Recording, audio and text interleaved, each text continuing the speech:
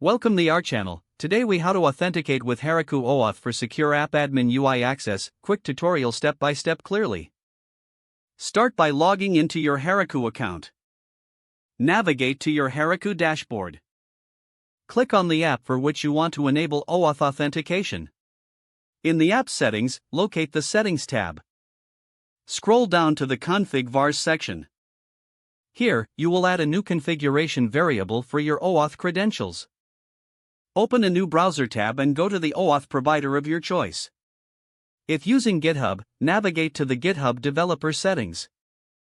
Click on OAuth Apps and select New OAuth App. Fill in the application name and homepage URL.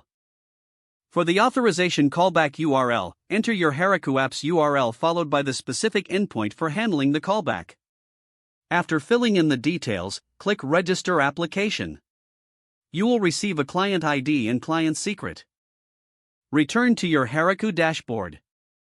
In the Config vars section, set a variable called client_ID with the client ID you just obtained. Add another variable called client_secret and paste the client's secret here. Now, navigate to your app's codebase. Install the necessary packages for handling OAuth. For Node.js, you might need Express Session and Passport.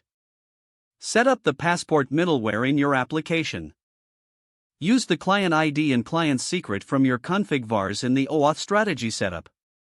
Define the routes for authentication and the callback handling. Implement user session management to keep the user logged in. Test the OAuth flow by running your app locally. Verify that you can log in through the OAuth provider and access admin UI. Once confirmed, deploy your changes to Heroku. Test the live deployment to ensure everything is working as expected.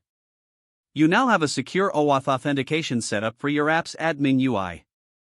If the page does not load, refresh the browser or try again in a private or incognito window.